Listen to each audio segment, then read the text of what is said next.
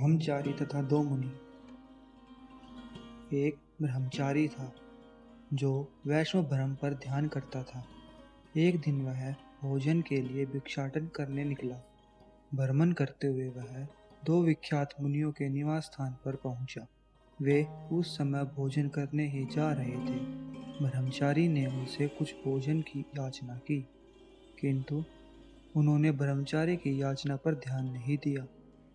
ब्रह्मचारी ने उन दोनों मुनियों के उपेक्ष भाव को देखकर कहा, हे महामुनियों, मेरी बात पर ध्यान दे। एक महान देव है जो अन्य चारों को निगल जाता है। वह देव कौन है? वह सभी जगतों का रक्षक है। कोई उस महान देव की उपस्थिति को नहीं देखता। हे महामुनियों, आप दोनों यह नहीं अनुभव करते कि इस जगत के समस्त अन्न पर इसी का अधिकार है, और इसी देव को आपने भोजन देने से मना कर दिया है। वह थोड़ी देर तक रुककर पुनः बोला, समस्त सृष्टि का सारा अन्न केवल उसी देवता का है, और जब वह भोजन मांग रहा है जिस पर केवल उसी का अधिकार है, आप मुनिगण उसे नहीं दे रहे हैं। आपको अपने कर्म का प्रतिफल समझना चाहिए। आपने मेरी उपेक्षा करके एक बड़ा अपराध किया है।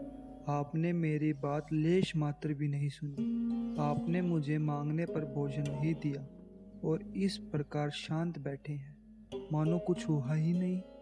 अब आप इस अज्ञान का परिणाम भोगने के लिए सिद्ध हो जाइए।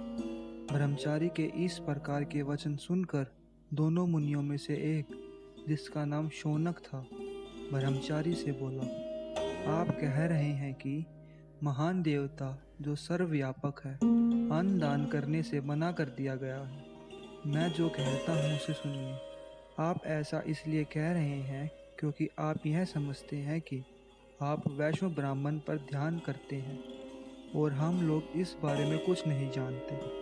आपने टिप्पणी की, हम लोग उस महान देव की उपस्थिति के प्रति अनभिज्ञ हैं जो समस्त अन्न का स्वामी है।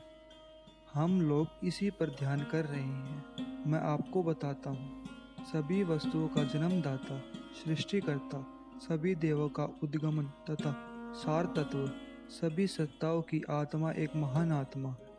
वही ज्ञान के मुख से खाता है। यह सामान्य मुख नहीं है जिसमें भौतिक दांत और जीभ हो। उसके दांत ज्ञान की दीप से चमक रहे हैं। ज्ञान का सार तत्व ही उसकी सत्ता का सार तत्व है, और वह सभी वस्तुओं को निगल जाता है।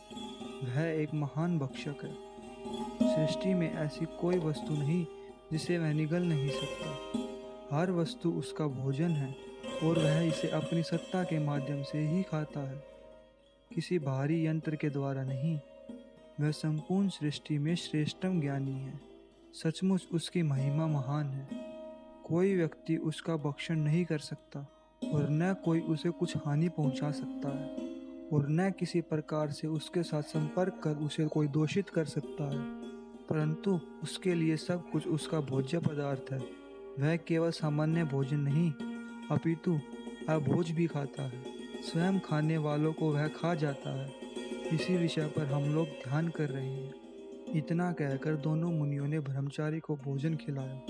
उपनिषदों के टीकाकारों ने कहा, दोनों मुनि ब्राह्मण की ज्ञान गहराई की परीक्षा लेना चाहते थे और यह जानना चाहते थे कि उसका व्यक्तित्व किस उपादान से निर्मित है। इसलिए उन्होंने ऐसा उत्तर दिया जिससे यह पता चले कि वो भी ज्ञानी है। संभवतः ब्रह्मचारी की अपेक्षा वे कहीं अधिक श्रेष्ठ ज्ञानी है। छांदोग्य उपनिषद।